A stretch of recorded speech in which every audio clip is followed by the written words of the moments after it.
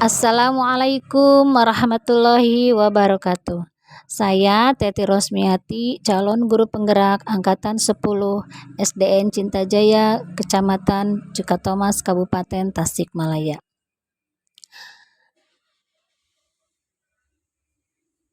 Segitiga restitusi adalah suatu proses dialog yang dilakukan guru atau orang tua agar dapat menghasilkan murid yang mandiri dan bertanggung jawab. Restitusi bukan untuk menebus kesalahan, tapi sebuah tawaran dan bukan paksaan. Restitusi fokus pada solusi dan dapat mengembalikan murid pada kelompoknya. Berikut langkah-langkah segitiga restitusi. 1. Menstabilkan identitas. 2. Validasi tindakan yang salah.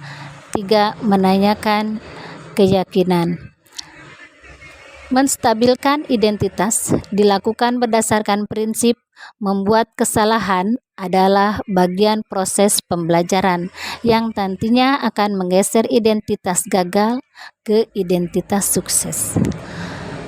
Validasi tindakan yang salah dilakukan berdasarkan prinsip setiap perilaku berupaya untuk memenuhi suatu kebutuhan tertentu yang nantinya guru akan bergeser dari pemikiran stimulus respon menjadi proaktif, sehingga dengan mengenali dan mengakui kebutuhan murid akan memperbaiki hubungan dengan murid. Selanjutnya, menanyakan keyakinan. Dalam tahap ini, murid diberi pertanyaan-pertanyaan bermakna untuk memunculkan motivasi secara intrinsik sehingga mampu mengaitkan keyakinan dengan tindakan yang salah. Skenario kasus 1. Murid memainkan mainan saat pembelajaran. Pada saat jam pembelajaran berlangsung, Alpin asik bermain dengan mainannya yang ia bawa dari rumah. Sehingga saya harus menyelesaikan masalah dengan baik menggunakan tahapan segitiga restitusi. Saya berdialog dengan Alpin sebagai guru, tidak langsung memberi hukuman dengan mengambil barang mainannya, tapi saya mencarikan solusi dengan mengatakan kalau bermain harus di waktu yang tepat, seperti ketika istirahat atau di rumah sepulang sekolah, karena bermain ketika pelajaran berlangsung itu tidak sesuai dengan keyakinan kelas.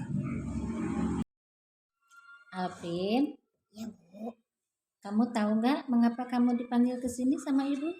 tahu. Mengapa coba? Aku membawa mainan ke kelas. Ke kelas, iya. Ibu tahu mainan itu kebutuhan anak-anak, tapi seharusnya Tidak bawa mainan ke kelas. Kamu tahu kalau bawa mainan ke kelas itu boleh nggak? Enggak, apalagi sedang belajar ya. Ya. Kira-kira menurut Alpin, teman-teman bawa mainan, terus Alpin bawa mainan, boleh nggak ke kelas? Nggak boleh ya. Jadi itu perbuatan yang salah atau benar? Salah. Ibu mau tahu kenapa kamu bawa mainan ke sekolah? Karena aku hilap, lupa ya. Ya, terus kamu tahu nggak keyakinan kelas itu apa saja? Kita belajar. Terus harus apa lagi? Harus jujur. Terus tidak boleh bawa mainan. Terus makan tidak boleh di kelas. Tidak boleh makan di kelas. Ya, jadi kalau di kelas itu harus berkualitas belajar. Iya. Mainan itu harus di mana coba? Di rumah ya. Nanti kalau kamu sudah pulang, boleh main, ajak teman-teman kamu main di rumah. Ya. Kalau di kelas itu kita harus fokus belajar. Nah, agar kamu tidak bawa mainan ke sekolah, apa usahamu? Belajar. Tidak membawa lagi ke sekolah ya. Iya, tidak bawa lagi ke sekolah. Terus maksud kamu dibawa ke sini, Ibu mau Alpin itu nggak bawa mainan lagi ke sekolah. Iya, Iya, Bu. iya, siap Alpin. Siap. Nah, jadi Kak Alpin merasa terpaksa nggak tidak bawa mainan ke sekolah? Tidak. Tidak. Iya, terima kasih. Terima kasih ya Alvin. Aku sangat senang dibawa ibu ke sini. Aku jangan bawa mainan dan aku mau fokus belajar.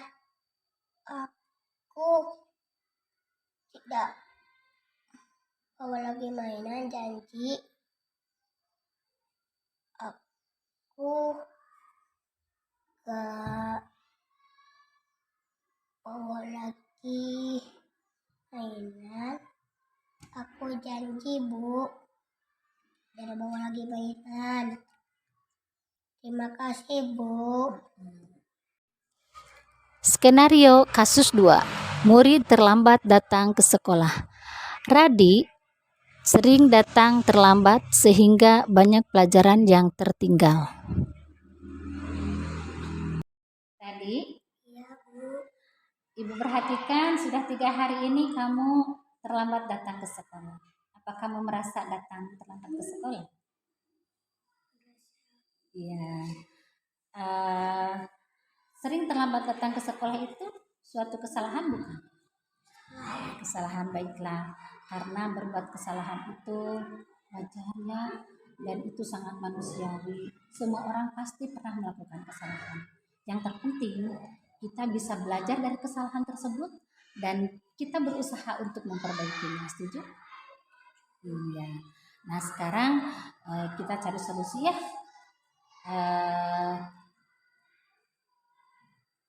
Sering terlambat datang ke sekolah itu pasti Radi punya alasan. Mengapa kamu sering atau sampai terlambat datang ke sekolah? Karena bangunnya kesiangan. Oh iya, bangunnya kesiangan.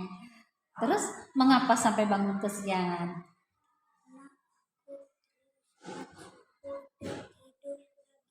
Tidur lagi.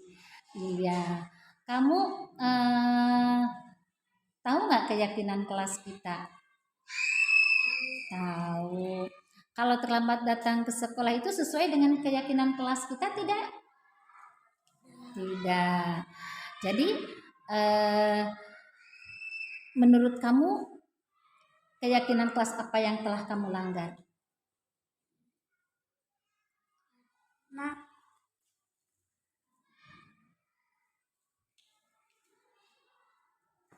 saya terasa senang dengan berbicara dengan Bu Guru. Saya tidak akan diulangin lagi.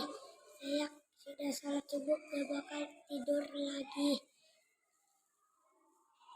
Saya tidak akan terlambat lagi datang ke sekolah. Kesimpulan, penanganan kasus yang dilakukan guru dengan pendekatan segitiga restitusi diharapkan guru dapat memposisikan diri sebagai manajer dengan mengajukan pertanyaan-pertanyaan bermakna yang membuat murid lebih mandiri, percaya diri, dan bertanggung jawab. Sekian dari saya. Terima kasih telah menonton. Wassalamualaikum warahmatullahi wabarakatuh.